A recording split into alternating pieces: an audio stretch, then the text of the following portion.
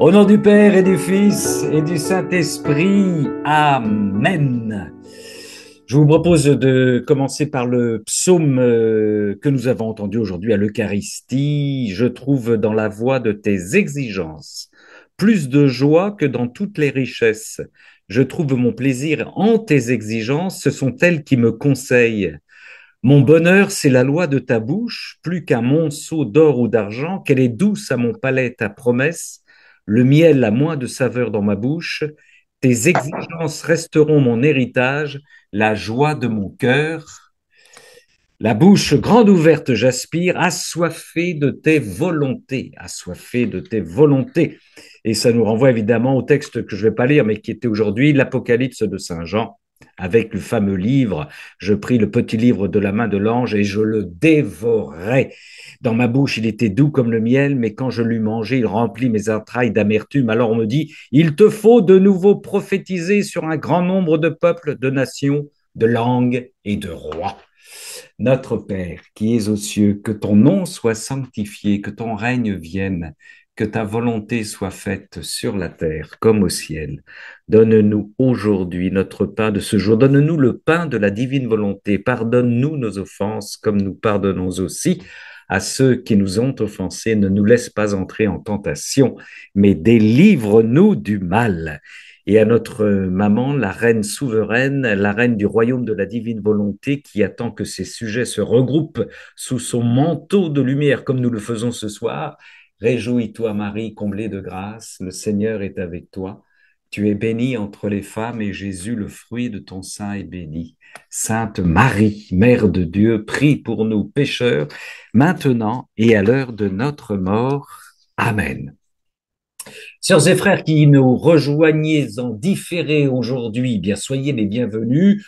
Encore une fois, n'hésitez pas à nous contacter par ce biais-là si vous avez envie de vous regrouper, les Rouennais, les Tahitiens, les gens du Nord, les gens d'Afrique du Sud, enfin bref, vous nous envoyez un petit message à gabrol, G-A-B-R-O-L 2235 @gmail.com et dès que j'ai des connexions possibles entre les gens de la même région, je vous mets en lien. Si je réponds pas, c'est que j'ai pas de retour. En tout cas, pour les gens qui veulent se regrouper dans des lieux pour créer des petits cénacles géographiques locaux, ce qui est tout à fait légitime. Aujourd'hui, nous allons aborder un cénacle présenté après un rude combat par notre sœur Chantal. Cherchez en tout le royaume de la divine volonté, le tout vous sera donné par surcroît. Le Seigneur et Chantal, dans un combat héroïque, nous propose donc ce cénacle de ce soir, et après quoi nous aurons un échange si vous le souhaitez. Ma sœur Chantal.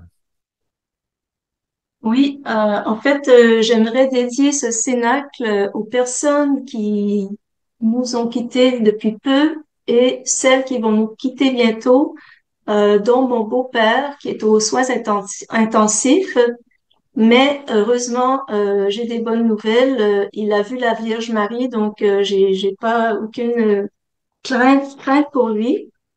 Mais en fait, ce cénacle vient d'une petite question d'une amie qui se demande, qui m'a demandé et qui se demande pourquoi certains se convertissent même s'ils passent par des sentiers ténébreux, un peu comme le New Age, et que d'autres ne sortiront jamais de ces sentiers. Et c'est aussi un appel à comprendre pourquoi certains se tournent vers la divine volonté et d'autres pas, car pour nous qui connaissons de plus en plus le livre du ciel, ça nous semble aberrant étant donné qu'on comprend maintenant ce que ça veut dire vouloir vivre dans la divine volonté. Et je vous donne juste un petit extrait. J'ai demandé au Seigneur de choisir un extrait dans le livre du ciel qui l'expose bien, et il a choisi celui-ci. C'est Jésus qui parle. Ma fille, l'âme qui vit dans ma volonté est le point lumineux dans le monde. Tout comme un soleil apparent sous la voûte des cieux pour revêtir la terre de ses rayons et pénétrer toutes choses, embellir, colorer, féconder la terre de sa vie de lumière, un autre soleil, plus beau et plus resplendissant, peut être vu en ce point du monde, c'est-à-dire dans l'âme où règne ma divine volonté. Et ses rayons s'étendent jusqu'à embrasser tout le monde et toute chose. C'est dans le volume 24, 23 juillet 1928. Car avec la divine volonté, c'est Dieu qui veut se donner complètement qui veut donner le tout par l'avènement de son royaume, de la divine volonté sur la terre. Et comment ne pas vouloir le tout pour lequel on a été fait? Et pour répondre à cette question de la conversion, je commence par une question. Que cherchons-nous? Telle est la question, je pense, qui dirige notre vie. Évidemment, nous cherchons tous le bonheur. Et Saint Augustin écrit dans les Confessions, il y a une quête de bonheur dont tous les hommes portent en eux une image imprimée comme un sceau. Et vous connaissez sûrement cette phrase de Saint Augustin, Tu nous as fait pour toi, Seigneur, et notre cœur est sans repos tant qu'il ne repose pas en toi. Et ce qui fait référence aussi à la Memoria Dei. Qu'est-ce que c'est la Memoria Dei? Ben, c'est notre âme qui se souvient d'avoir contemplé Dieu bien avant sa naissance. C'est le souvenir de Dieu. C'est le souvenir d'un bonheur et d'un amour incommensurables. Et d'après moi, c'est ce qui fait dire aux expérienceurs de NDE, ceux qui vont aux frontières de la mort, beaucoup vont dire, ah, j'étais de retour à la maison. C'est vraiment se souvenir de cet amour inconditionnel, comme ils disent tous, qui est indicible en fait. Et c'est aussi le germe du désir de l'absolu, ce désir qu'on a de l'amour avec un grand A. C'est un souvenir dans le sens où on conserve dans le cœur, dans l'esprit et dans l'intime de sa personne la présence de Dieu. Et la spiritualité va naître bien sûr de ce souvenir. Et si oublié, ce souvenir peut à nouveau refaire surface par des éléments déclencheurs. Et je vais revenir un peu plus loin sur ces éléments. Il peut y avoir aussi des éléments inhibiteurs, bien sûr. Il faut par la suite fortifier ce souvenir, soit par des prières, l'oraison, les sacrements.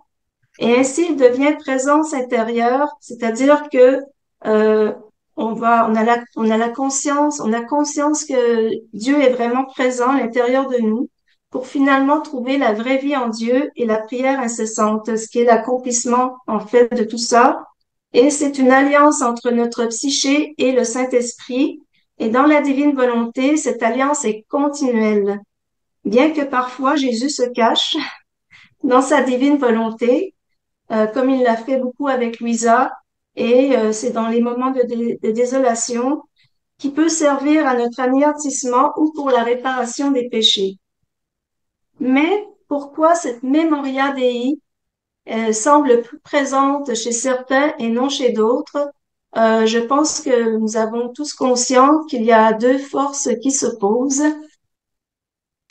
Et là, nous allons nous plonger dans la pensée augustinienne à partir de la thèse de Philippe Soual sur l'amour de l'amour chez Saint Augustin. La clé de l'histoire humaine et du salut est l'opposition entre l'amour qui donne la primauté à Dieu et celui qui s'aime d'abord soi-même et qui n'aime les créatures que pour les avantages qu'il en tire. Dans le premier cas, c'est Dieu qui aime à travers nous et qui fait que j'aime les créatures d'un amour qui les respecte, qui me respecte et qui me permet de respecter Dieu. Je respecte Dieu dans ces créatures à travers elles. On appelle ça aussi la chasteté, entre parenthèses. On pourrait y revenir. On avait vu ça il y a très très longtemps. Dans le second, je ne respecte pas les créatures, ni Dieu en elles. Je les aime pour les intérêts que j'en tire, je les utilise, et Dieu lui-même, je l'instrumentalise à mon profit. Et on a vu ça aussi énormément dans les différents scandales des communautés, hélas, des communautés chrétiennes. Comme saint Augustin écrit, deux amours ont fait deux cités. L'amour de soi jusqu'au mépris de Dieu a fait la cité terrestre. L'amour de Dieu jusqu'au mépris de soi a fait la cité céleste. On la reprend cette formule concentrée de saint Augustin. L'amour de soi jusqu'au mépris de Dieu a fait la cité terrestre. L'amour de Dieu jusqu'au mépris de soi a fait la cité céleste, qui est aussi le royaume de la divine volonté qui s'installe tranquillement sur terre, où il n'y aura que ce seul amour, l'agapé en grec. Alors évidemment, nous cherchons tous l'amour, le bonheur, mais pour saint Augustin, la racine de tout mal, en effet, c'est de vouloir être son principe, de vouloir être à soi-même son unité, de vouloir s'aimer soi-même. moi. Comme Jésus le dit dans le livre du ciel, volume 3, 12 janvier 1900, si la créature ne va pas jusqu'au bout pour détruire en elle cette recherche des honneurs et l'estime de soi, ce qu'on détruit en aimant être haï, humilié et confondu, aïe, aïe, aïe, elle sentira autour de son cœur comme une tresse d'épines, elle aura un vide dans son cœur qui l'ennuiera toujours et la maintiendra très dissemblable de ma très sainte humanité. Volume 3, 12 janvier 1900. Saint Augustin, on reprend aussi, qui écrit aussi la guérison de l'âme qui la fera sortir du contresens de l'amour faux, demandera d'abord d'apprendre à ne pas aimer, d'apprendre à se détacher de l'amour illusoire, de se détacher de l'amour illusoire. Fin de citation. Atteindre le vrai amour n'est pas un cheminement toujours paisible, car cela demande un détachement aux idoles et une mort à soi-même ou la mort de l'ego. Jésus dit à Louisa, la première chose que tu dois faire est de mortifier ta volonté et de détruire ton ego qui désire tout sauf le bien. Volume 1, paragraphe 14. Volume 1, paragraphe 14, il l'enseigne dès le départ. Cependant, encore, selon saint Augustin, l'amour envers Dieu a plusieurs significations qu'il faut distinguer. Il existe tout d'abord une forme encore perverse ou insuffisante de l'amour de Dieu qui consiste à aimer Dieu pour les biens qu'il nous donne. Cet amour n'aime pas l'amour même, mais le bien qu'il en reçoit. C'est donc encore une forme cachée d'amour de soi. Ça me fait penser à, là aussi, je rebondis sur une autre lecture de Vassoula où Jésus lui dit, je ne veux pas, je te donnerai les moyens de ne pas de te glorifier des grâces que je t'accorde, de ne pas tirer gloriole, une vaine gloire des grâces que je t'accorde. J'aime Dieu dans la mesure où il me donne quelques biens, voire dans la mesure où il me comble de biens. Ah là, j'aime bien mon Seigneur et mon Dieu. Jésus le dit aussi à Louisa, le volume 4, 6 mars 1903. As-tu, alors écoutez ça c'est le descriptif de notre Seigneur, c'est terrible. As-tu entendu comment personne ne veut de moi? Pourtant, cela n'est rien. Tournons-nous du côté des religieux et voyons s'ils veulent de moi.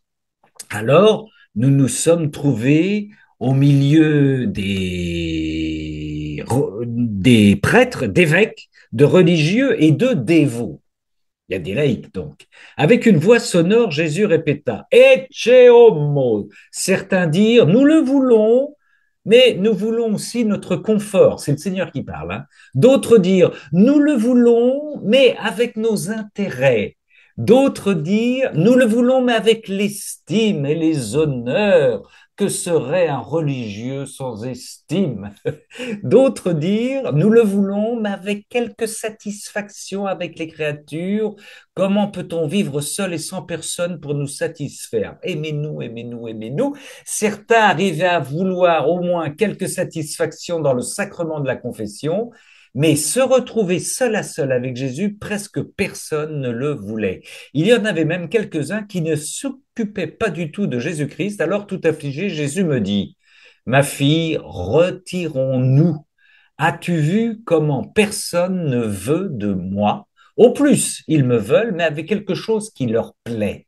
Moi, je ne me contente pas de cela parce que le véritable règne, c'est quand on règne seul. Volume 4, 6 mars 1903, notre Dieu est un Dieu jaloux, il n'arrête pas de le répéter à droite et à gauche. Comme l'explique aussi saint Augustin, cette âme, ah oui, ça c'est une très belle comparaison aussi. Cette âme est comparable à une fiancée qui recevrait une bague de son fiancé et qui aimerait ce don plus que le fiancé lui-même, au point que cette bague lui suffise et qu'elle se détourne de lui. Or, cet anneau, c'est le monde et c'est chaque âme, car il est possible d'aimer le monde et soi-même en oubliant le donateur. Mon Dieu, que c'est vrai.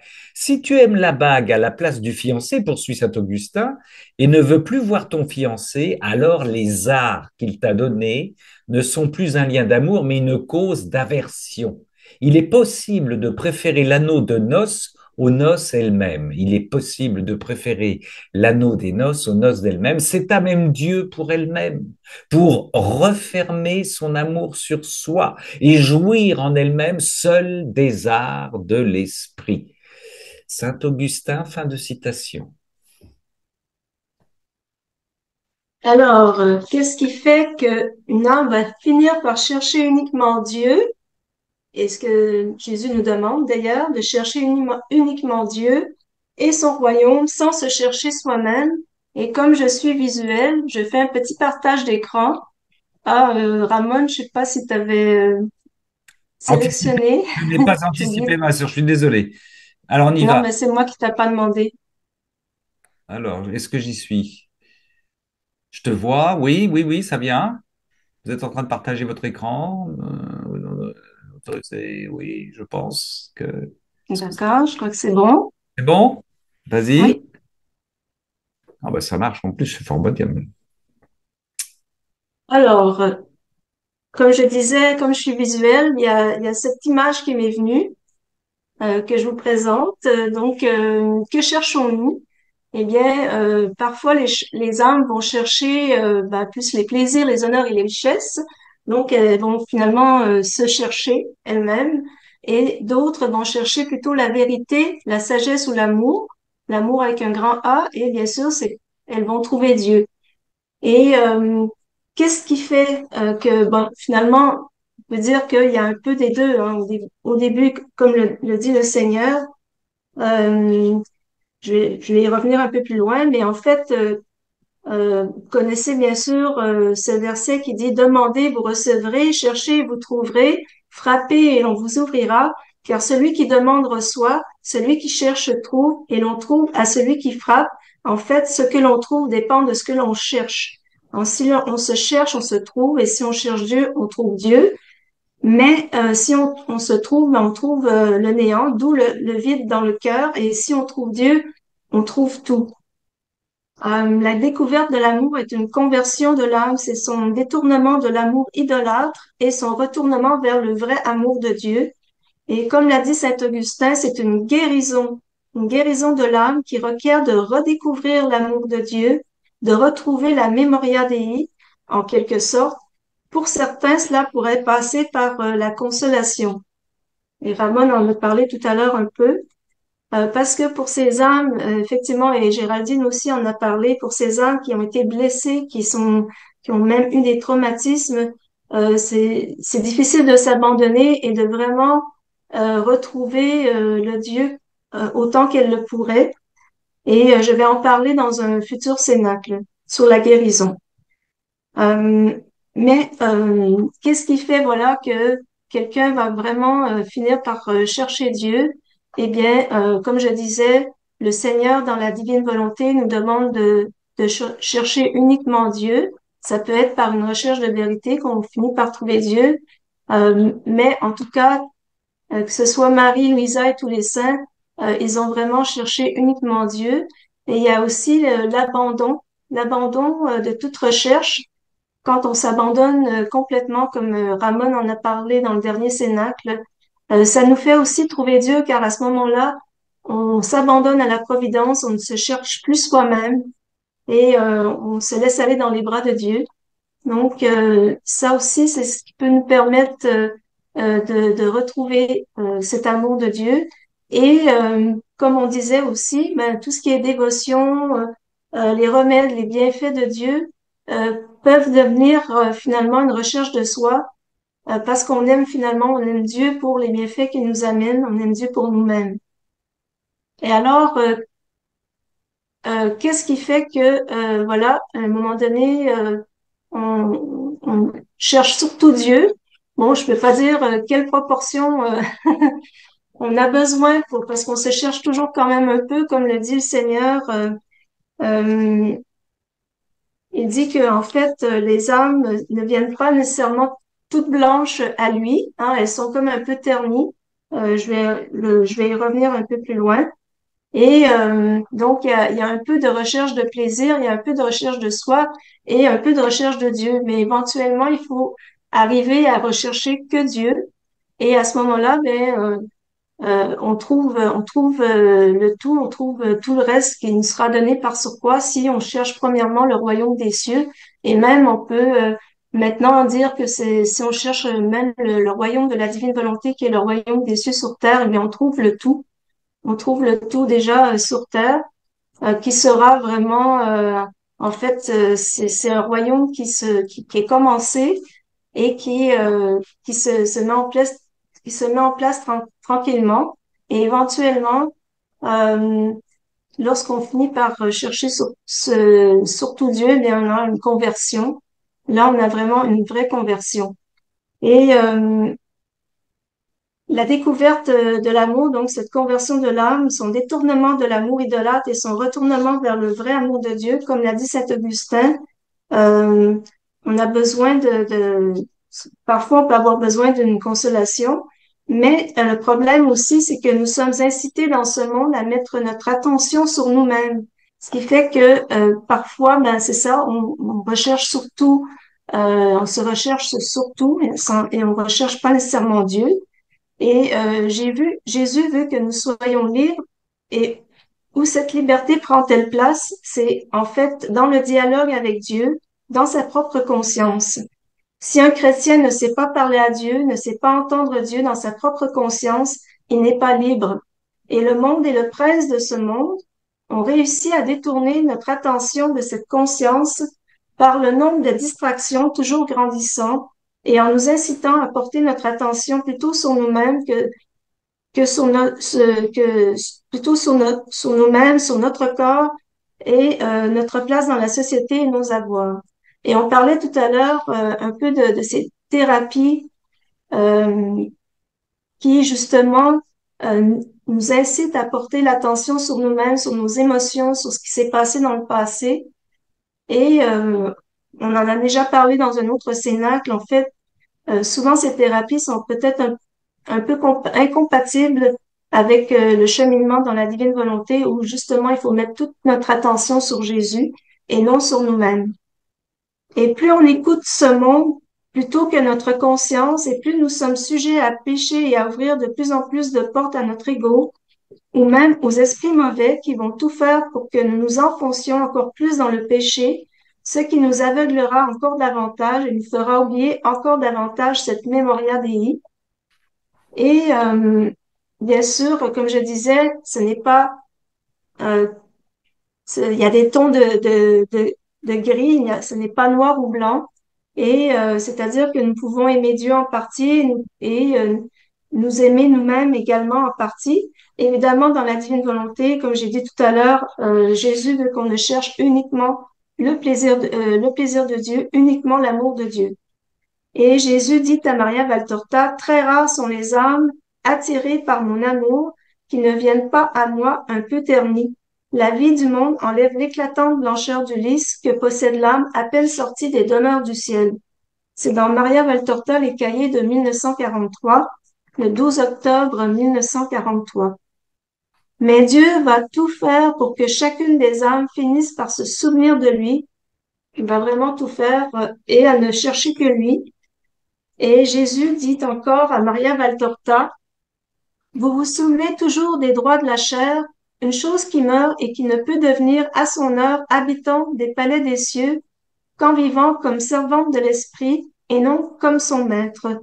Vous vous préoccupez de l'esthétique de votre apparence, de votre santé, vous vous souciez de prolonger le plus possible votre vie sur terre, mais vous ne préoccupez pas de votre âme, de la garder belle, de la parer de plus en plus en ajoutant à la beauté que Dieu lui a créée les pierres précieuses acquises par votre volonté d'enfant soucieux de leur Père, à qui ils veulent retourner enrichis de mérites.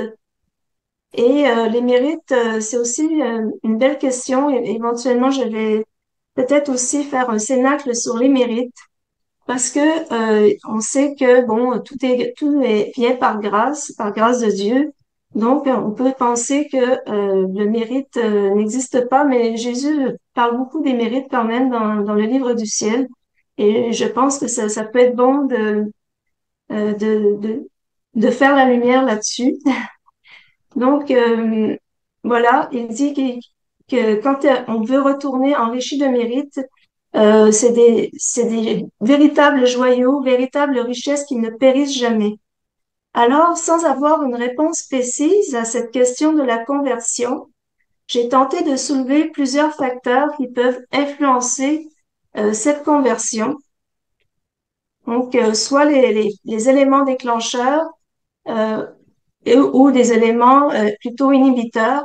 Vous les connaissez tous, bien sûr, et ce n'est pas exhaustif.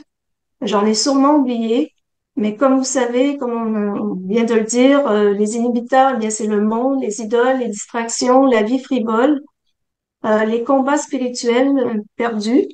Parce que, comme j'ai dit aussi, bon, Dieu va tout faire pour que on se tourne vers lui. Et par contre, il y aura toujours aussi un combat spirituel. Et les péchés mortels, en fait, plus on va faire des péchés mortels, plus ça peut ouvrir des portes au malin. Et là, j'ai l'exemple de Judas. Et il y a les addictions, bien sûr, aussi, qui ouvrent d'autres portes, et l'occultisme, et bien sûr l'orgueil, euh, qui est la mère de tous les vices. Et il y a les déclencheurs de la conversion, mais il y en a plusieurs, comme vous voyez. Et bien sûr, ça commence par les grâces, tout est grâce. La conversion, c'est vraiment à la grâce de Dieu. Et par contre, il y a des éléments qui vont faire qu'on va coopérer à recevoir ces grâces. L'attention et l'écoute de sa conscience. Et Jésus nous parle beaucoup dit souvent à Louisa, sois attentive. Et comme je disais tout à l'heure, le monde tente vraiment de nous incite à porter notre attention sur nous-mêmes. Et je pense que, voilà, avec la divine volonté, le fait de porter l'attention sur Jésus et même sur les 24 heures de la Passion, c'est vraiment très puissant. Et bon, il y a la solitude, la maladie, la souffrance, parce qu'en fait, finalement, l'écoute de sa conscience, c'est vraiment avec une vie intérieure que ça va être amplifié. Et la solitude, la maladie, la souffrance, c'est vraiment des éléments qui vont faire que justement, on va retrouver cette vie intérieure. Bien sûr, les connaissances des vérités et de la Sainte Parole, c'est très important et le Seigneur le dit souvent aussi dans le livre du ciel. Il met beaucoup l'accent sur ces connaissances. Et d'ailleurs, Dieu a dit, mon peuple se perd faute de connaissances, mais il faut faire attention parce que on sait que les pharisiens avaient beaucoup de connaissances, mais le problème, c'est que ben, ils ont perdu aussi leur âme d'enfant, leur humilité. La méditation sur la Sainte Parole ou même sur les expériences de vie, euh, bien sûr, sans nécessairement rester toujours dans le passé, ça peut nous faire faire des prises de conscience. Euh, et évidemment, les prières, c'est essentiel. Les prières des autres ou nos propres prières, les reliques, nos bonnes actions, les actes d'abandon et actes de foi, ça, on en a parlé aussi. Ramon en a parlé au dernier Cénacle. C'est des choses qui vont attirer les grâces du Seigneur. Et il y a évidemment la pureté d'intention, l'obéissance et toutes les vertus, la repentance. La repentance, en fait, elle génère vraiment un revirement complet et radical dans la vie de celui qui l'a bien comprise. Et on a un bel exemple, c'est celui du larron sur la croix. Ça lui a donné le paradis presque instantanément. Euh, il y a le temps, bien sûr. Le Seigneur, je pense il attend en fait de convertir. Il pourrait peut-être nous convertir très tôt dans notre existence, mais je pense qu'il pèse en fait aussi. On parlait du mérite tout à l'heure. Il y a peut-être cette question-là. Pourquoi il attend? Il attend. Euh, voilà, il y a peut-être la question du mérite et la quête de vérité, ben, aimer la vérité, et ça, le Seigneur aussi le dit souvent dans le livre du ciel. Aimer la vérité, mais c'est en fait, c'est aimer lui, c'est aimer Jésus, c'est aimer lui-même qui est la vérité. Et ben, je peux en témoigner, c'est un peu ce qui m'a amené vers cette conversion, parce que c'était vraiment un peu une quête de vérité pour moi lorsque je me suis convertie. Et enfin, les sacrifices et les croix acceptées, eh bien ça déjà, je dirais que c'est un peu plus loin dans la conversion pour vraiment s'abandonner aux croix. Je pense qu'on est déjà un peu un peu plus loin dans la conversion. Et bien sûr, l'amour qu'on peut donner aux autres. Et enfin, le détachement. Le détachement plaît beaucoup à Dieu, car on peut dire à ce moment-là cette personne qui est détachée n'a plus d'idole. Voilà, Ramon. Je- J'ai oui, oui, arrêté le partage. oui. J'étais en méditation par rapport à ce que tu disais. Je pensais à ce que j'ai entendu ce matin sur enfin, c'est une autre manière de reprendre ton tableau à Louisa, qui était une tertiaire dominicaine, et j'aime bien l'expression, on disait qu'elle était une contemplative active. Contemplative active, tout en restant couchée, entre parenthèses, pendant 62 ans sur son lit. Voilà, ça c'est important, c'est-à-dire la contemplation et la charité, bien entendu. Ah, et ça, on retrouve ça. C'est une manière, une autre manière de relire le tableau que tu nous as proposé. Jésus dit à Louisa, volume 2, 26 avril 1899, je suis tellement fier des âmes détachées de tout, non seulement sur le plan affectif, mais aussi sur le plan effectif. Au fur et à mesure qu'elles se dépouillent, ma lumière les envahit et elles deviennent transparentes comme le cristal, de sorte que rien n'empêche la lumière de mon soleil de pénétrer en elles, contrairement aux bâtiments et aux autres choses matérielles par rapport au soleil matériel. Il ajouta, ah, ces âmes croient se dépouiller, mais en réalité, elles se revêtent de choses spirituelles et même de choses corporelles. Car ma providence s'occupe d'une façon particulière des âmes dépouillées, des âmes dépouillées. Ma providence les accompagne partout. Elle semble n'avoir rien, mais elle possède tout. Ensuite, nous avons quitté le confesseur pour nous rendre auprès de plusieurs personnes pieuses qui semblaient travailler uniquement pour leurs intérêts personnels. S'avançant au milieu d'elles, il dit, malheur à vous qui travaillez uniquement dans le but de gagner de l'argent. Vous avez déjà votre récompense. C'est le volume 2, 26 avril 1899. Quels sont ces intérêts personnels? Nous ne voyons plus ce qui compte vraiment, et Jésus le dit puissamment dans le livre du ciel, le volume 4, 12 octobre 1900. Ma fille, les ennemis les plus puissants de l'homme sont l'amour des plaisirs, l'amour des richesses et l'amour des honneurs. Ces ennemis rendent l'homme malheureux parce qu'il s'introduit jusque dans son cœur, il le ronge continuellement, le rendent amer et l'abattent au point de lui faire perdre tout son bonheur. Et moi, sur le calvaire, j'ai vaincu ces trois ennemis. J'ai aussi obtenu pour l'homme la grâce de les vaincre et je lui ai restitué le bonheur perdu. Cependant, toujours ingrat, l'homme rejette ma grâce. Avec acharnement, il aime ses ennemis qui soumettent son cœur à un continuel tourment. Volume 4, 12 octobre 1900. Le narcissisme des médias, évidemment, ne nous aide pas à nous défaire de cet amour des honneurs, bien entendu, aujourd'hui. Jésus dit dans les cahiers de 1943 de Maria Valtorta, si l'être humain réfléchissait, et c'est pour cela que ma bonté ne compte pas les fautes commises avant l'usage de la raison, si l'être humain désormais capable de distinguer le bien et le mal et remarque que les instincts de la sensualité ne se réveillent qu'après l'usage de la raison, avant, il n'y a chez l'humain que les instincts de la vie qui poussent l'enfant à chercher le sein ou les aliments, la chaleur de la mer ou du soleil, la main de la mer ou le support des objets. Si l'être humain réfléchissait à la façon dont il agit, à ce qu'il perd en agissant, à quel crime, à quel vol il parvient en privant son âme de sa blancheur baptismale, quel sacrilège il commet en profanant en lui la véritable image de Dieu, esprit de grâce, de beauté, de pureté, de charité infinie, s'il réfléchissait au déicide qu'il commet en tuant son âme, oh non, lui qui est un être doté de raison ne pécherait pas. Mais l'être humain est un sot roi, qui gaspille de sa volonté malade les trésors de son royaume et met en péril la possession même de son royaume. C'est le 12 octobre 1943, mon frère Bob. 12 octobre 1943.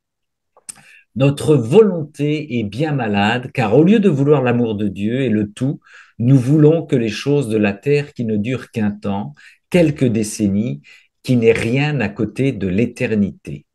Jésus poursuit dans les cahiers, 12 octobre 1943 toujours, vous vous préoccupez de votre santé physique, mais vous ne veillez pas à préserver votre âme des maladies spirituelles. Mon Dieu, comme il y en a actuellement. Vous vous souciez de prolonger ce que vous appelez vivre et qu'il serait plus juste d'appeler attendre, mais vous ne vous souciez pas d'attendre de façon à conquérir la vraie vie en Dieu qui ne périra plus.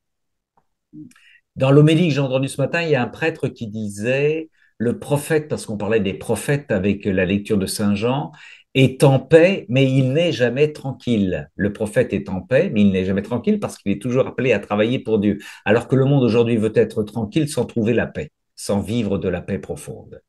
Mais comment, alors là on poursuit dans les 12 octobre 1943 de Maria Valtorta, mais comment pouvez-vous, vous qui vous appelez chrétien, ne pas vous souvenir des paroles du Christ, du Verbe de la vérité? N'ai-je pas dit, celui qui voudra sauver sa vie la perdra, et celui qui la perdra, par amour pour moi, la sauvera. N'ai-je pas dit à quoi sert à l'homme de gagner le monde s'il perd son âme?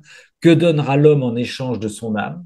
N'ai-je pas dit encore, poursuit le Seigneur, si le grain ne meurt, il ne porte pas de fruits, mais s'il meurt, il produit beaucoup de fruits, et tout cela ne vous a pas ouvert les yeux de l'esprit. 12 octobre 1943, ma sœur Chantal. En fait, pour répondre finalement à cette question, pourquoi certains se convertissent et d'autres pas, grosse question, on peut dire que c'est une question de volonté. On se choisit plutôt que choisir Dieu.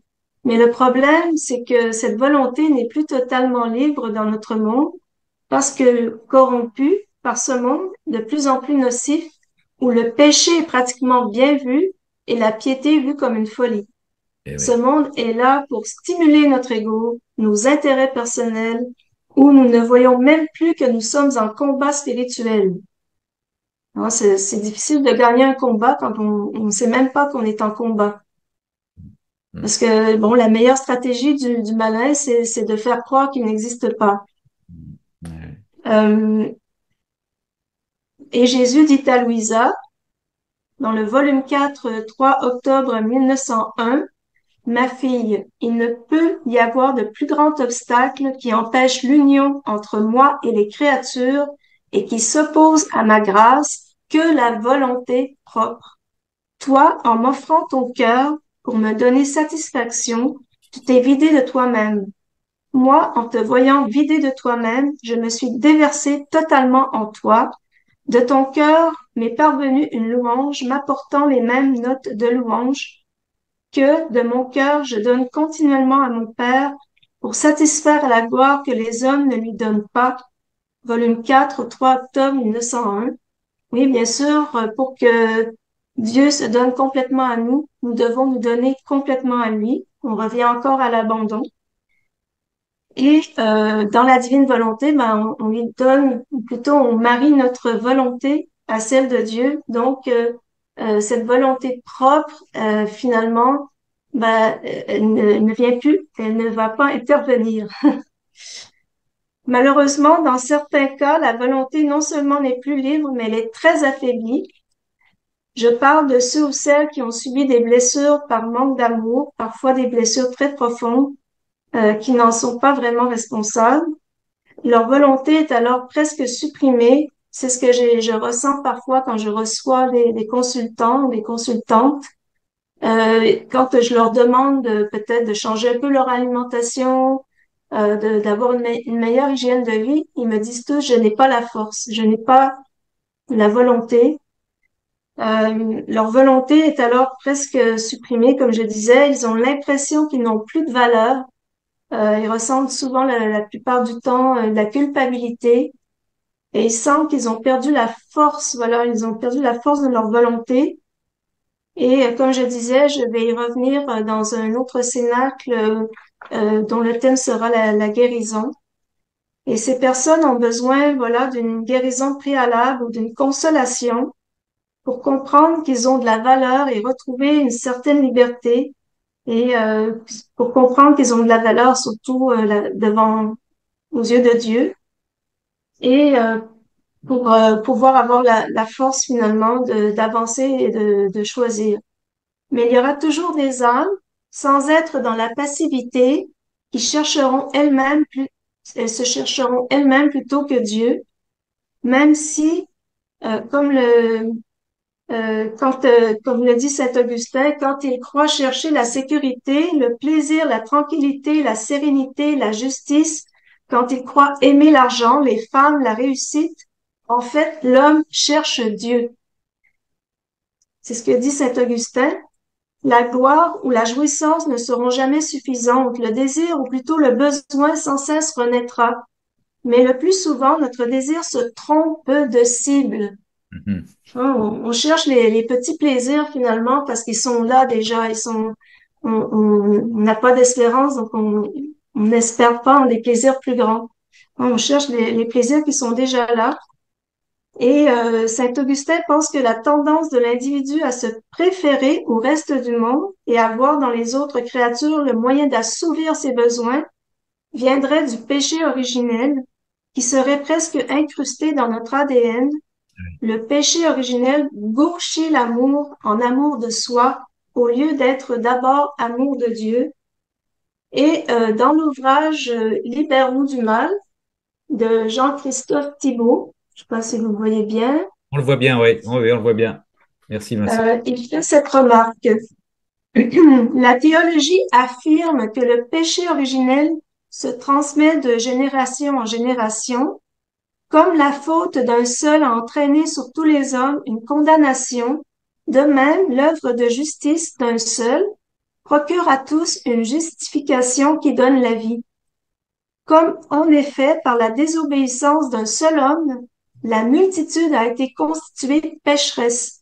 Ainsi, par l'obéissance d'un seul, la multitude sera constituée juste. Et dans Romains chapitre 5, versets 18 à 19, et ainsi, ce n'est pas saugrenu de penser que les traumatismes, mais en fait, c'est pratiquement prouvé dans la génétique, que les traumatismes puissent se transmettre par l'épigénétique, comme se transmet le péché originel.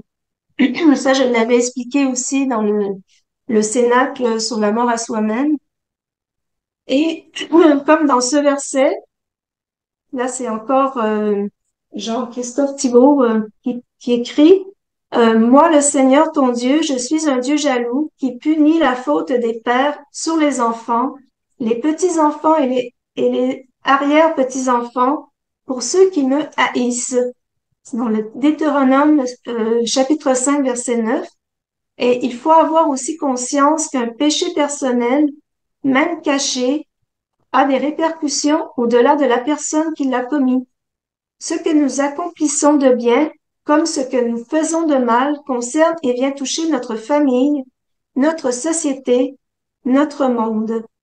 Hein, finalement, on peut presque dire que le salut est comme interdépendant. Euh, Dans ce domaine, on connaît bien en psychologie le caractère héréditaire de certains maux, comme l'alcoolisme, la violence. Et là, c'est toujours Jean-Christophe Thibault là, qui écrit contre soi-même, contre les autres. La violence contre soi-même, contre les autres, ou encore certaines formes de phobie, comme les phobies d'obsession. Mais il est capital de se souvenir que rien n'est inéluctable, car la liberté de la personne demeure entière même lorsqu'elle est atténuée par une hérédité chargée, et la grâce de Dieu est toujours opérante. C'est dans la faiblesse que la force de Dieu se déploie, et rien n'empêche ces âmes d'aimer notre Seigneur, que de toute façon, c'est ce que le Seigneur, qui est tout amour, veut surtout, hein. Comme on le sait, il est miséricordieux. Donc, même si Il y a beaucoup de monde quand même qui peuvent se convertir, qui passent par tout ça, par l'alcoolisme, même par le New Age, l'occultisme et tout ça. On en voit de plus en plus des conversions de ces personnes-là. Et en fait, ce que le Seigneur veut, c'est que qu'on l'aime, que nous l'aimions à notre tour, peu importe nos imperfections. Si on l'aime vraiment, il finira par dissoudre ses imperfections. Et Jésus dit encore dans Maria Valtorta, moi qui suis la pitié parfaite, je ne regarde pas si vous venez à moi un peu bruni par les réverbérations du soleil de vos tendances terrestres. Je veux seulement que vous luttiez pour que le soleil brûlant de la sensualité ne vous rende pas méconnaissable à mon regard et repoussant à mes yeux. Comme il a dit à Marie-Madeleine qui devait lutter contre sept démons, parce que tu as beaucoup aimé, là c'est Jésus qui parle, parce que tu as beaucoup aimé, tu as été beaucoup pardonné. Et on peut retrouver ça dans Luc 7, verset 47. Je te laisse boire un petit peu, ma sœur, ça va te faire du bien, je le sens, je l'entends. Bonsoir Geneviève, ma sœur Geneviève qui vient d'arriver. J'en profite d'ailleurs pour vous dire que sur ce que vient de dire Chantal, sur l'impact du péché originel sur les générations, je vous invite à écouter une motion qui vient d'être diffusée sur Amen Fiat. C'est le Seigneur qui parle et le sujet principal, justement, c'est l'insistance avec laquelle il revient sur la faute originelle que nous aurions tendance à oublier. Une très très belle motion qui est sur Amen Fiat actuellement dans les dernières parutions. Puisque ce monde et le prince de ce monde contribuent à éloigner les âmes de Dieu, c'est en s'éloignant intérieurement de ce monde et des idoles qu'elles peuvent retrouver Dieu et le vrai bonheur. Jésus dit dans le livre du ciel, celui qui veut trouver la source de tous les plaisirs doit s'éloigner de tout ce qui peut se déplaire, tout ce qui peut déplaire à Dieu. Je reprends, celui qui veut trouver la source de tous les plaisirs doit s'éloigner de tout ce qui peut déplaire à Dieu. Volume 4, 17 juin 1902. Et il poursuit dans ce même livre, reste à l'intérieur de moi. Là seulement tu trouveras la véritable paix et un bonheur stable, car rien ne pénètre à l'intérieur de moi qui n'appartient pas à la paix et au bonheur. Celui qui demeure en moi ne fait rien d'autre que de nager dans l'océan de tous les bonheurs. Celui qui demeure en moi ne fait rien d'autre que de nager dans l'océan de tous les bonheurs. Volume 4 de novembre 1900. Plus une âme se dépouille, ça c'est dans le volume 5, des choses naturelles, plus elle se dépouille des choses naturelles, plus elle acquiert les choses surnaturelles et divines. On en parle souvent entre nous. Les choses naturelles ne nous intéressent plus, elles ont de la fadeur, on s'en détache, on en est étonné au départ d'ailleurs. Hein. Plus elle se dépouille de son amour propre, plus elle acquiert de l'amour de Dieu, plus elle se dépouille de son amour propre, moi, je pense que moi, je pense, plus elle acquiert l'amour de Dieu et Dieu devient la première personne de ces phrases. Dieu fait, le Seigneur veut, voilà. Volume 5, 3 août 1903. Et en se dépouillant complètement et en mariant notre volonté à celle de Dieu. Alors là aussi, j'en profite, ça c'est très intéressant. Je vous renvoie à une vidéo de notre frère Salvador Tomasini qui s'intitule Veux-tu faire ce que Dieu fait? Où il met, me semble-t-il, quelque chose de lumineux sur la combinaison de notre volonté humaine en collaboration avec la volonté divine. C'est actuellement aussi diffusé sur YouTube. Ça s'appelle Veux-tu faire ce que Dieu fait? Je vous la recommande particulièrement. Donc, en se dépouillant complètement et en mariant notre volonté, il ne s'agit pas de détruire notre volonté, hein, pas du tout. Nous pouvons maintenant vivre dans sa divine volonté parce que nous le voulons, justement. Nous sommes libres et nous le voulons, nous le demandons. Et retrouver ainsi vraiment le tout, l'amour et le ciel déjà ici sur terre de façon continuelle, ce qui nous protège de ces mauvaises tendances de l'ego, de la marque du péché originel, et nous pouvons ainsi instaurer cette nouvelle terre déjà promise dans l'Ancien Testament. Ah, oui, c'est du concentré, mais c'est fort. Isaïe 65, chapitre 65, versets 17-20. Oh oui, voici. je vais créer un ciel nouveau et une terre nouvelle. D'ailleurs, on retrouve cette expression, c'est extraordinaire, dans la motion de Jésus dont je vous parle sur Amen Fiat, que vous pouvez revoir. Je veux créer un ciel nouveau, une terre nouvelle. On ne se souviendra plus du passé, il ne reviendra plus à l'esprit. Notre Seigneur rappelle à Louisa qu'il ne faut plus se rappeler du passé, c'est mort. Le passé est mort, c'est un péché que de revenir de ressasser le passé. Ça, il dit, vivez instamment, puissamment l'instant présent en moi, avec moi, par moi, etc. Soyez plutôt dans la joie, exultez sans fin pour ce que je crée actuellement, là, à ce moment.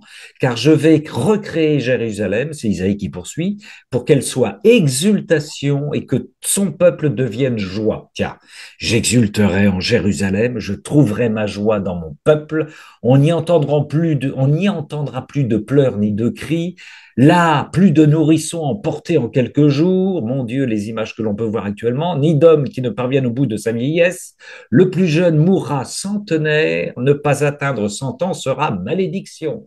Ésaïe 65, chapitre 65, versets 17 à 20. Pourquoi se chercher soi-même et le monde lorsque l'on peut trouver le tout qui se trouve maintenant sur terre dans la vie de la divine volonté? Chercher à vivre dans le royaume de la divine volonté, c'est chercher la santé, le bonheur, l'amour, où tous les mots MAUX disparaissent. C'est chercher l'amour et le bonheur infini, comme le dit Jésus dans ce volume 27 du 2 octobre 1929. Ma fille, écoutez bien, seule ma divine volonté peut rendre heureuse la créature. Oh ben je reprends cette phrase, hein. C'est gratuit en plus. Hein. Ma fille, seule ma divine volonté peut rendre heureuse la créature. Par sa lumière, elle éclipse ou met en fuite tous les maux et dit avec sa divine puissance, je suis le bonheur sans fin. Fuyez tous les maux, je veux être libre car devant mon bonheur, tous les maux sont sans vie. Pour celle qui vit dans mon divin vouloir, poursuit notre Seigneur, son pouvoir est grand au point de transformer les actions de la créature et il se produit un échange de vie entre elle et Dieu, un échange d'actions, de pas, de battements de cœur. Dieu demeure attaché à la créature et la créature à Dieu. Ils deviennent des êtres inséparables et dans cet échange d'actions et de vie, c'est un jeu qui se joue entre le créateur et la créature qui deviennent la proie l'un de l'autre, la proie loin l'un de l'autre. Dieu devient notre proie aussi. Et ce faisant, ils jouent d'une manière divine, se rendent mutuellement heureux, sont en fête, et Dieu et la créature chantent victoire, se sentent victorieux parce que personne n'a perdu. Personne, mais que l'un a conquis l'autre. Texte essentiel, volume 27, 2 octobre 1929. Mais il y a un troisième stade de conversion. Il y a la croyance, ensuite la foi, et finalement viendrait l'abandon total à Dieu, le don de soi et l'union de sa volonté propre à celle de Dieu pour que Jésus se donne totalement à nous. Nous devons nous donner totalement à lui. Nous devons nous donner totalement à lui, sans résistance, sans vouloir conserver quelques petites bribes de quelque chose. La peur de l'abandon, c'est un élément important, ça c'est sûr, parmi d'autres, qui freine certains de nos amis chrétiens à chercher le tout dans le royaume de la divine volonté. Quand on leur dit abandon de sa volonté humaine pour la plonger dans la... Oh, résistance, résistance. Je vous renvoie au cénacle précédent sur l'abandon avec un excellent animateur que je ne citerai pas. Et sur celui, il y a plusieurs mois intitulé De l'abandon à l'abondance avec une excellente animatrice que je ne citerai pas. C'est pourquoi la vie dans notre divine volonté est la plus grande des prodiges. Ça, c'est le 14 novembre 1928. Et si notre divinité voulait en faire un plus grand, elle ne le pourrait pas. L'abandon, la vie dans notre divine volonté est le plus grand des prodiges, et si notre divine volonté en voulait en faire un plus grand, elle ne le pourrait pas, pas plus qu'elle ne pourrait trouver quelque chose de plus grand, de plus prodigieux, de plus puissant, de plus beau, de plus heureux que notre volonté a donné à la créature, parce qu'en donnant notre divine volonté, nous donnons tout. 14 novembre 1928, fin de ce travail C'est étonnant. dans le volume 25. Volume 26. Volume 25. Mais Mais j'aurais un petit ajout, oui, ma sœur. si tu me permets, Oh, mais que, en certainement. fait, Comment te j'ai refuser? tombé là-dessus aujourd'hui. Je vais Oui, refaire encore, j'ai encore partagé d'accord. euh, Alors, attends, il faut que je l'ouvre alors. Non, ça devrait aller. Ça devrait aller? D'accord.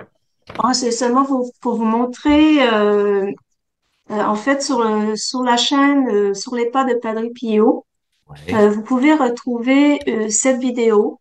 Ne prie pas pour moi, je suis condamnée. Alors, c'était juste pour vous montrer. Je vais tout de suite mettre fin au partage. Ah, est-ce que vous l'avez vu?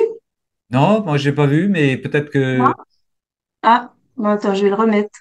Ouais. Là, vous voyez? Oui, oui, Oui, oui, oui. voilà. Ne prie pas, Donc, je suis condamné. c'est cette vidéo. Ne prie pas pour moi, je suis condamnée, que vous retrouvez sur la chaîne, sur les pas de Padre Pio. Et on peut voir, en fait, cette histoire se retrouve sur plusieurs vidéos, trois ou quatre, il me semble, qui sont sorties cette semaine et qui racontent un rêve d'une religieuse. Bon, je vais terminer le partage. Donc, c'est ça, c'est un rêve d'une religieuse qui s'appelle Claire, qui découvre une lettre d'une amie dans son rêve, dans laquelle elle écrit «Ne prie pas pour moi, je suis condamnée». Donc, c'est une lettre d'une damnée et cette histoire a eu le nil obstate et l'imprimatur et peut donc être publiée. Et ça se passe en 1937. Anita, celle qui écrit, de l'enfer, qui a écrit cette lettre, elle explique ce qui l'a conduit à sa damnation. Elle est décédée subitement d'un accident de voiture et on peut dire qu'elle a eu un climat familial peu enclin à l'amour, mais elle avait tout de même quelques activités dans le cadre de la religion catholique, surtout avec cette amie Claire. Et un jour, elle entend une voix qui lui dit euh, trois fois, «Que se passera-t-il si ton père meurt?»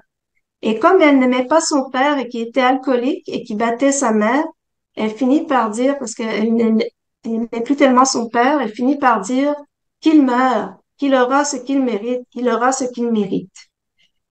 Donc, on voit que ça augure mal. Et elle a plusieurs occasions où elle aurait pu se retourner vers Dieu, car son amie Claire lui dit à plusieurs reprises, «Anita, tu devrais prier plus, car tu vas finir par te perdre.» Et elle avoue dans cette lettre qu'elle ne priait pas beaucoup et que pour elle, tout ça n'avait pas d'importance, comme la confession d'ailleurs, et elle dit que de toute façon, elle trouvait rien à confesser. Elle dit que d'ailleurs, ceux qui sont en enfer n'ont pas prié ou ont prié peu. Et Anita était surtout possédée par les plaisirs du monde et qu'elle avait quand même une aversion un peu pour les choses religieuses, mais comme je vous ai dit, elle avait quand même quelques activités, même avec des jeunes. Euh, Elle aimait quand même participer à ces activités, mais tout ce qui était prière et confession, ça, elle n'était pas très pratiquante de ce côté-là. Et elle dit justement que c'est le premier pas vers Dieu, la prière, c'est le pas décisif, surtout les prières à Marie. Bon, elle ne prononce pas son nom. Elle dit la mère de Jésus-Christ parce que personne en enfer prononce le nom de Marie. Et elle dit d'ailleurs que la dévotion à cette mère de Jésus-Christ arrache de nombreuses âmes aux démons. Et qu'elle a une proposition, une fois elle a eu une proposition de son amie d'aller se confesser. Et à ce moment-là, elle décide tout simplement de ne pas y aller. Et c'est le début d'une période où elle n'y va plus. Et une fois, il lui arrive quelque chose quand même de très impressionnant. Et elle dit qu'il aurait fallu un pas pour qu'elle vienne à se convertir, mais la joie du monde est passée par-dessus la grâce et les épines ont suffoqué le bon grain. Donc, comme on le voit, parfois, il suffit de peu pour qu'il y ait une conversion. Elle dit qu'une des choses qui aurait pu briser son obstination, c'est une douleur longue et aiguë, mais cette souffrance n'est jamais venue. Et là, on peut vraiment voir que la souffrance, c'est vraiment une bénédiction. Et elle dit que finalement, voilà, pourquoi Dieu fait souffrir il fait souffrir ceux qui l'aiment spécialement. Et elle dit que l'apostasie n'est jamais mieux réalisée que dans l'amour pour une autre personne, quand cet amour reste enfermé dans les satisfactions terrestres et je dirais les satisfactions de la chair, car elle était mariée et son mari était devenu son Dieu. Elle était très en amour et c'était vraiment devenu son Dieu. Tous les plaisirs du monde, en fait, c'est ce qui l'a éloigné de Dieu. Elle a dit aussi que parfois, son amie Claire lui donnait des réponses qui faisaient mouche, hein, donc qui la convainquaient que ce qu'elle disait, c'était la vérité, mais elle ne voulait pas que Claire ait raison. Et là, on se retrouve vraiment avec le péché contre l'Esprit Saint. Donc, elle n'a pas vraiment perdu la foi par le péché, comme vous pouvez le voir, mais vraiment par les plaisirs du monde. Voilà, c'était un résumé. Si vous, je pense, je vous invite à aller voir toutes les autres vidéos. C'est vraiment très intéressant. Merci, ma sœur, merci. Oui, oui, oui, pour ce reportage in inferno, dans l'enfer. Oui, oui. Et voilà, elle dit que c'est vraiment Dieu qui voulait nous envoyer cette lettre pour qu'on comprenne oui, vraiment ce qui peut faire que quelqu'un se retrouve en enfer. oui. Il y a les plaisirs de la chair, mais il y a les plaisirs d'orgueil, c'est-à-dire ce refus Oui, continuel, voilà, ben, le comme refus il continuel y de a se une tourner vers conversion Dieu. pour chaque personne, c'est-à-dire que les conversions sont multiples, elles sont toutes différentes, mais peut-être aussi la damnation, c'est un peu la même chose. Il y a plusieurs raisons pour se damner. Oui, sûrement, sûrement, sûrement. Merci, ma sœur Chantal, pour ce cénacle cherché en tout le royaume de la divine volonté, et le tout vous sera donné par surcroît. Est-ce que des sœurs et des frères, pendant que Chantal se désaltère très justement, Ouais, j'ai un peu un début de rhume, là, c'est pour oui, ça que on j'ai plus entend de voix. ça, oui, oui, oui. Bon, bah, est-ce que quelqu'un veut Désolée. intervenir avec des questions, des remarques, ma foi, des commentaires? Vous avez le droit, que nous diffuserons sur Amen Fiat à partir de cette densité, là, encore une fois. Hein. C'est très dense. Hein. Et ça renvoie, c'est extraordinaire, à plein de. Moi, ça m'a fait. Oui, aimer. Oh, bonsoir. Vraiment, félicitations. Euh, Et. Ça m'a beaucoup touché. Ça m'a beaucoup touché. Ce Cénacle m'a beaucoup touché, j'ai dit. Oui, Merci, Aimé. Merci, Oui, Aimé. j'allais dire ceci. D'ailleurs, à partir de la demande, que cherchez-vous? Comme Jésus avait fait la même question à ses apôtres, que cherchez-vous? Nous oui, cherchons le Seigneur pour te suivre. Beaucoup de références aussi de Maria Valtorta ouais. avec le texte biblique. En bref, j'allais dire que selon moi, ce cénacle me dit de ne pas donner vie dans les choses qui passent, Hmm. Mhm. c'est-à-dire dans les choses du monde, dans ma volonté propre, pour laisser que Dieu m'habite avec sa divine volonté. En bref, c'est ça que j'allais dire. Merci. Merci, ma sœur aimée. Dans ma volonté Merci, Aimé. Ok, de rien. propria. Eh si. Et nous avons Bob Marie aussi, avant Sonia. Bob Marie. Voilà, une petite question. Donc Jésus nous dit de faire toutes choses par amour, juste pour lui, juste par amour. Il y a toutes ces dévotions qui sont avec plein de promesses. Comment est-ce qu'on apprend ces promesses-là, alors? Donc, si tu vois, Les- par exemple, le précieux sang, les promesses du scapulaire, les promesses de comment, comment vais-je dire ça, prendre ça gratuitement, le faire gratuitement, quoi. Bon. Comment le faire gratuitement? Comment utiliser ces dévotions gratuitement? C'est ça ta question? Oui, c'est ça, en fait, quoi. Parce que, est-ce qu'on ne s'occupe pas des mérites? Est-ce qu'on ne cherche pas les mérites? Voilà, c'est ça que je veux dire, quoi. Oh, Dieu, j'allais dire Dieu seul le sait, Dieu seul connaît bien ton intention. Maintenant, je pense que dans notre relation, il y a une telle diversité de dévotions, d'outils que nous donne notre Seigneur, qu'on peut avoir un coup de cœur, un coup d'amour plus particulièrement pour tel type ou tel type de dévotion qu'on va choisir. Et là, déjà, c'est un bon signe. C'est-à-dire que si je ne le fais pas pour uniquement par obligation, pour passer... Ouais, moi, je pense que dans notre relation Seigneur, nous, on est tous pareils. Hein, on prend tous... Enfin, toi, tu parles des dévotions, là, mais on a tous des affinités de cœur qui nous parlent. Parce qu'il ne faut pas oublier que si on a des affinités de cœur avec certaines dévotions, c'est parce que Dieu nous les a mises là. Ça nous correspond mieux à notre personnalité, à notre foi, et ce sont des outils précieux qui nous, voilà, ouais. Je pense que le Seigneur, il lit bien dans nos intentions hein, pour savoir si, voilà, si Faut on est. mettre dans la petite attention, quoi. Oui. Ceci étant dit, rappelle-toi aussi qu'il nous dit que dans les moments de désert, dans les moments où on est en train de ramer dans notre, on sent plus, comme Louisa, on a l'impression que notre Seigneur est très loin. Se rattacher à ses dévotions, ne pas les perdre pour autant, mais les utiliser, c'est un acte de foi. Ça devient aussi des Ouais. outils d'un acte de foi. Il aime ça aussi, le Seigneur. Bon, j'arrête parce qu'il y a tellement de monde qui veut intervenir. Là, nous avons merci, mon frère Bob, Geneviève, Sabrina, Sonia. J'avais dit Sonia d'abord. Sonia, ma soeur Sonia, tu prends la parole. Oui, bonsoir. Donc, deux petites choses.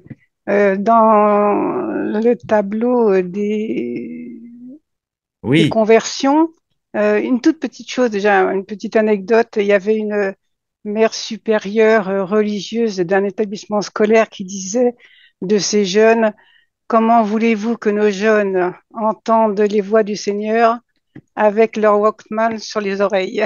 oui, oui, tout à fait. C'était pour rebondir sur le Oui, tableau de Chantal qui parlait donc des distractions. oui, Et autre chose dans le tableau des déclencheurs de conversion qui n'était pas exhaustif, il y a aussi le témoignage passif. Je peux en témoigner puisque je me suis convertie à 40 ans. Et en fait, c'est toujours dans le tableau très très bien fait de Chantal.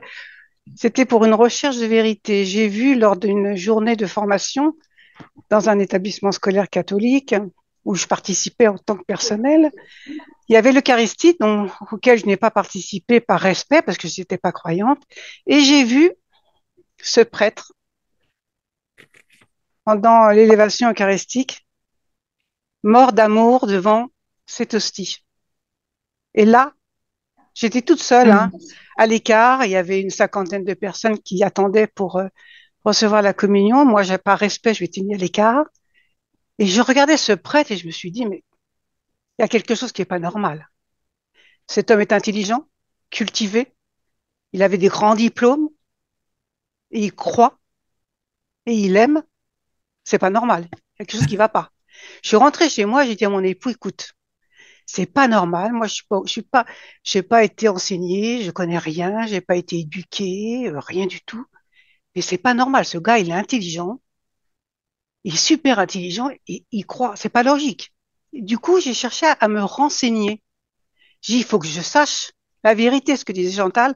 Connaître la vérité, c'est pas normal. Il y a quelque chose que cet homme sait et que moi, je ne sais pas. Et je n'ai pas eu la liberté de choisir puisque je ne connaissais pas. Et voilà. Donc, un témoignage passif qui m'a fait cheminer pendant 2 ans et je me suis convertie à 40 ans tout juste. Voilà. 40 ans de désert et la terre promise. Voilà. Ben, C'est tout. merci énormément pour ton témoignage. Voilà. Effectivement, les témoignages, c'est très puissant, effectivement. Et là, il était passif pour le coup. oui, Mm.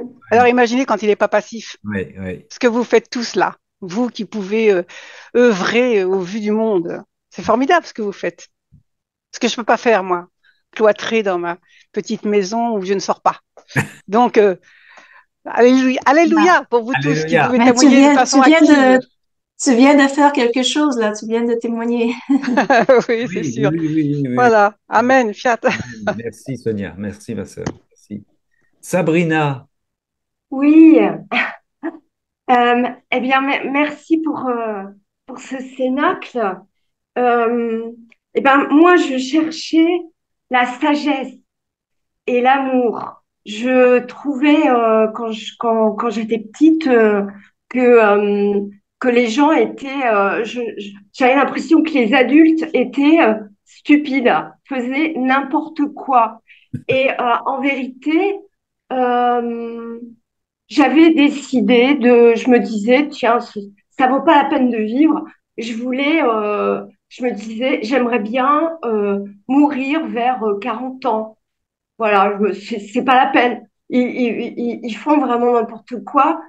Et en fait, c'est curieux, comme le Seigneur, il a répondu. Moi, j'avais 43 ans quand j'ai rencontré Jésus. Et vraiment, il y a un avant et un après.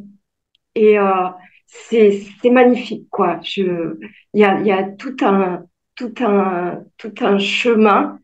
Comme je viens d'une mère juive qui était cachée pendant la Shoah, pendant la guerre, et qui a été sauvée par des catholiques, par des Français, en fait.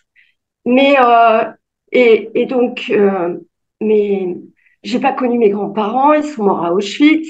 Donc, je vous raconte pas le manque d'amour, le manque de sens, le manque de tout, quoi. Et mon père était un goy. Vous savez ce que c'est un goy? Non, Non. non, vous savez pas. Non. Alors, le goy, c'est celui qui n'est pas juif de naissance. C'est un mot Mm. hébreu qui veut dire les nations, d'accord? Et maman avait épousé un goy pour les juifs. Donc, alors, c'était bizarre dans mon histoire. Mon père était donc baptisé, mais il aimait les juifs. Il aimait ma mère.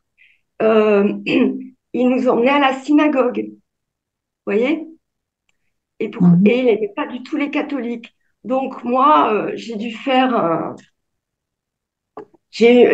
un chemin personnel. Je suis passée par Israël, le pays, hein. Euh, Là, j'ai pas trouvé. Et quand je suis revenue en France, après, j'ai continué à chercher et j'ai fini par rencontrer Jésus. C'est merveilleux, c'est magnifique. Euh, j'étais, euh, j'ai rencontré les Juifs pour Jésus. J'ai reçu le baptême protestant euh, à l'église de Belleville où vous parliez de Carlos Payan. Donc, il était à l'église de Belleville. C'était l'époque charismatique. Tout le monde tombait par terre par l'Esprit Saint. Et après, euh, en fait, j'étais attirée par les catholiques, par l'hostie. Je me posais des questions. Donc,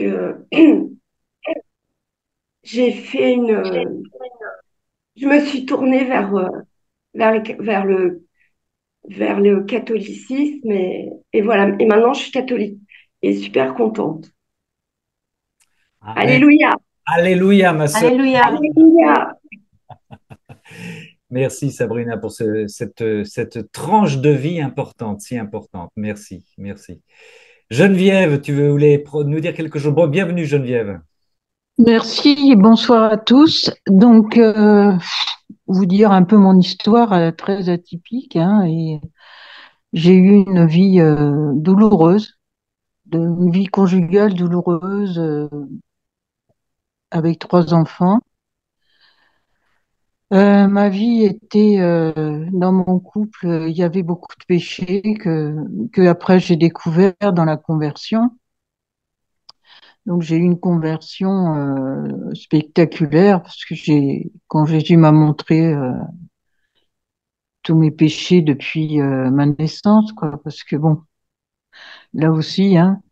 Donc j'ai beaucoup pleuré toute une nuit. Ça a été très fort. Ensuite, j'ai suivi un chemin. La rédemption, vous savez, il y a quand même quelque chose. On croit, enfin moi je croyais à cette époque-là que tout allait bien, bon bref, que tout allait rentrer dans l'ordre. Et puis voilà quoi. Et puis bah, bah non. Parce que si on prie pas, si on continue à pas prier, à faire un peu n'importe quoi, euh, on fait des choix qui sont pas bons, hein. Donc, alors j'ai divorcé après une conversion. Je sais pas si vous voyez le topo, quoi. Donc, malgré que j'avais été voir un prêtre pour lui expliquer la situation, il m'a dit non, je vous crois pas, machin truc. Donc, j'ai encore eu beaucoup de douleur avec ce divorce parce que j'ai vu que c'était pas ça qu'il fallait faire. Donc, rebrousser chemin, c'était fini. Bon, j'ai essayé, mais c'était une situation qui devenait incompréhensible pour le père de mes enfants. Donc bref, et puis je voulais absolument qu'il se marie, qu'on se marie religieusement parce qu'on n'était pas mariés. Bon bref, enfin finalement on a vécu séparés, mais lui a comment dire c'est compliqué mon histoire parce que il y a des personnalités, on avait des personnalités totalement différentes. Donc moi j'ai resuivi la foi. Bon, j'ai rattaqué, j'ai demandé pardon au Seigneur et je me suis confessée. J'ai repris un chemin de foi, mais pas lui. Et nos enfants ont beaucoup souffert de cette tension entre nous. Vous savez, c'est pas facile de vivre avec quelqu'un qui croit pas. Parce qu'on peut pas construire quelque chose, il n'y a pas le pardon, il n'y a pas le dialogue, il n'y a pas, on est quand même très limité. C'est vrai que c'est vraiment pas facile. Enfin bref, ça a été des années très dures, très difficiles. Donc j'ai finalement rencontré quelqu'un quelques années après, je me suis mariée. Et depuis, ça fait 20 ans plus de 20 ans qu'on est ensemble, mais on n'a pas eu d'enfant. Et mon chemin s'est poursuivi, très difficile, avec des enfants avec des problèmes. Et un jour que j'étais à l'église, ma petite église de village, et ça c'est véridique, je vous le dis, parce que j'ai besoin aussi d'être dirigée.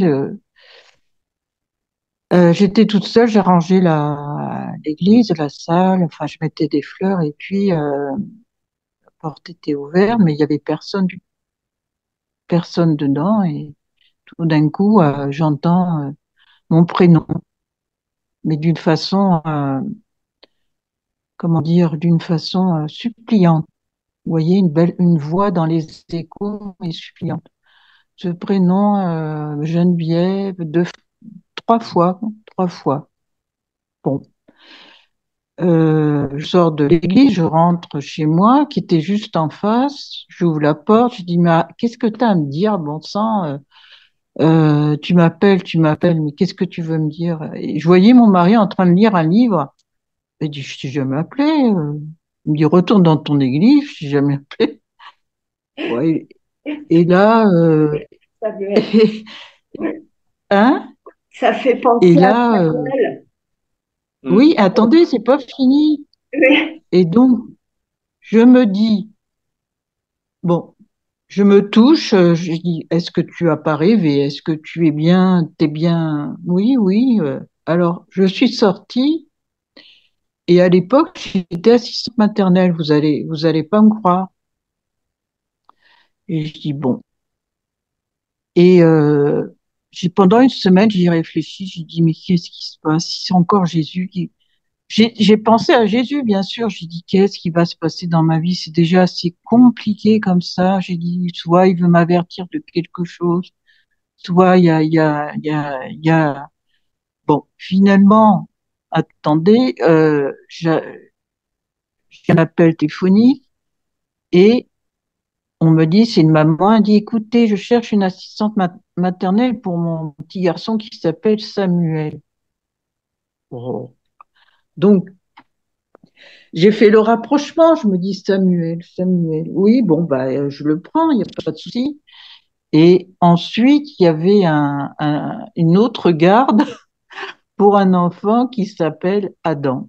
Bon, j'essaye de comprendre parce que ce sont des signes qui sont arrivés peu de temps après. Et Bon, j'en parle à un prêtre quand même parce que ça m'avait tellement bousculé tout ça. Et le prêtre il me dit vous êtes une illuminée. Bon, j'ai dit écoutez vraiment je suis normale hein, j'ai pas bon j'ai dit c'est pas la peine que j'insiste. Je vais découvrir. Enfin Dieu me donnera les signes qu'il faut. Mais bon et effectivement c'est arrivé donc. Vous savez, Dieu nous parle à travers de beaucoup de choses. Donc, il va pas nous dire exactement ce qu'il veut de nous, mais il va nous le faire comprendre. Donc, j'ai vu un film. Tout d'un coup, je fais attention à un film. Bon, je suis pas très télé, mais là, je fais attention à un film. C'était l'histoire de, de Johnny Hallyday dans Jean-Philippe. Je sais pas si vous connaissez. C'était quelqu'un qui avait fichu sa vie en l'air, enfin bref, qui était pas heureux. Et quelqu'un vient le voir, c'est Lucini, non, comment il s'appelle cet acteur? Oui, c'est Lucchini, c'est Lucchini. Lucchini. Voilà. Et il va le voir et il lui dit, tu sais, tu es fait pour être une star, tu es fait pour être une star. Enfin bref, il dit, alors Johnny dit, il le renvoie, tu me fous la paix, etc. Regarde ma vie, etc. Et puis finalement, dans ce film, j'essaie de comprendre jusqu'au bout. Et cet homme, il était attaché à Johnny Hallyday. Il voulait vraiment qu'il vienne une star, qu'il vienne quelqu'un, etc. Et Johnny Hallyday va le renvoyer plusieurs fois, il va l'envoyer balader. Et puis finalement, après ce renvoi, il l'écoute et il va réapprendre à jouer, à faire de la musique, etc. Bon, Geneviève, excusez-moi, j'arrête là. oui, allez-y, oui, raccourci, parce qu'il y a d'autres personnes qui voudraient intervenir aussi. Oui, Alors, je passe. oui. Donc, j'avais suivi un certain chemin, mais j'ai arrêté. Et ensuite, 10 ans après, je travaillais à l'école et je venais à l'église de temps en temps à midi. Et un jour, je voulais y aller une autre fois et il pleuvait, donc je suis restée dans la voiture.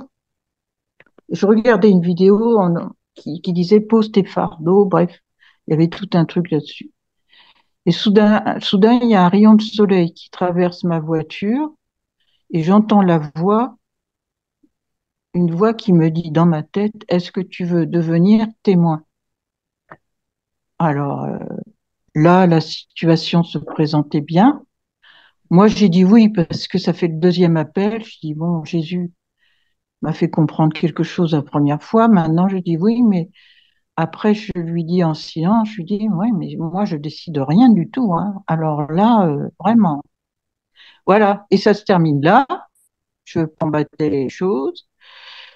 Donc après, je suis tombée, je dis mais qu'est-ce sur quoi? La divine, je suis tombée sur la divine volonté et là j'ai dit c'est ça, c'est la divine volonté. Il n'y a pas autre chose. Parce que ça m'a pris depuis 4 ans, j'arrête pas de lire, de lire, de lire. Je trouve ça, je prie beaucoup. Il y a plus rien qui m'intéresse du tout. Je vis comme une religieuse chez moi. Bon, je fais des activités externes, mais j'ai vraiment plus envie de les passions, les machins, les trucs, même les discussions. Vous savez, j'évite les gens pour discuter parce que ça m'intéresse pas. Et je suis dans un autre univers. Voilà. Bon, j'en Merci, termine là. merci Geneviève. Merci Geneviève pour ce témoignage, cette tranche de... Ben, dites donc, ma sœur Chantal, vous avez récolté dans votre arbre des fruits de témoignages là ce soir, hein, je pense. Merci Geneviève. Je reviens à ce que j'ai entendu ce matin, moi, dans la vidéo, hein, en vous écoutant.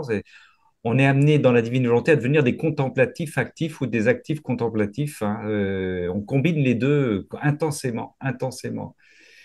Car Oui, la méditation n'empêche pas d'être engagé. Alors, sous 36 formes, hein, puisque dans la divine volonté, oui. on a une force, un pouvoir extraordinaire. On va s'arrêter là pour ce soir, sauf si vraiment il y a quelqu'un qui va encore glisser un petit mot avant de Oui, nous j'aime bien les témoignages. Si on a qui témoignent, c'est Ah oui, ça intéressant oui, on est parce gâté, que on est gâté. Et Ah oui, oui, parce qu'on voit comment les gens le parcours de leur vie aussi, c'est ah intéressant. oui. Et là-dessus, mais on aura l'occasion de toute façon, dans notre petite communauté que nous formons dans la divine volonté, dans nos cénacles, on aura l'occasion de se retrouver soit le mercredi, je le dis aux sœurs et aux frères qui nous écoutent depuis très très loin pour un cénacle de lecture commentée, vous choisissez un extrait du livre du ciel et vous le commentez, soit vendredi prochain pour un autre cénacle. Ma sœur Chantal, je te laisse le mot de la fin. Oh, t'as eu le temps de boire, donc je peux te laisser le mot de la fin. Un petit mot de la fin, un petit mot de la fin. Qu'est-ce que tu... Oui. Pendant ce temps-là, moi, je vais te chanter quelque chose. Criez de joie, vous les pauvres de cœur, vous les enfants bien-aimés du Seigneur. Ouvrez les yeux, car le royaume est là. Voici vous le Sauveur. Ma sœur Chantal, je te laisse conclure. T'as ton micro qui est fermé, ma sœur. T'as ton micro qui est fermé. Ma sœur, t'as ton micro qui est fermé. Ton micro est fermé, ma sœur. Voilà. Voilà, pardon. Donc, on n'a pas vraiment de réponse précise, mais on a des indices sur la raison pour laquelle Oui. ou les raisons pour lesquelles quelqu'un se convertit ou l'inverse va se perdre. Mais en tout cas, oui, c'est ça, les témoignages, effectivement, c'est très puissant. Et d'ailleurs, Ramon, on avait suggéré à un moment donné de faire des cénacles témoignages. Je sais pas si on pourrait refaire. Oui, oui, c'est une très bonne idée, oui, oui, oui. Oui, oui, je laisse le Seigneur nous mariner dans cette idée-là. Mais il y a tellement il y a tellement, il y a tellement de projets, il y a tellement de projets avec le Seigneur que, oui, oui, c'est vrai, c'est vrai. Ouais, ouais. Ah, c'est sûr qu'avec le Seigneur, on s'ennuie pas. On s'ennuie pas. Non, non, ça c'est sûr. On va lui demander de venir nous bénir et avant de nous séparer, mais de rester unis dans le divin vouloir. Le Seigneur qui va venir nous bénir au nom du Père et du Fils et du Saint-Esprit. Amen. En remerciant un grand merci à notre sœur Chantal pour ce cénacle encore si dense. Merci pour les tableaux, les magnifiques tableaux qui ont été faits. Ah oui. Et, peut-être, alors la semaine prochaine, on ne sait pas encore, on verra, c'est ce week-end que ça va se décider sur quoi portera le prochain cénacle. Que Dieu vous bénisse toutes et toutes, où que vous soyez dans le divin vouloir, soyez bénis et à bientôt. Merci, Au revoir. bonsoir. Merci, bonne Merci. soirée à Merci tous. Ramon, merci Chantal. Merci, Ramon. Merci.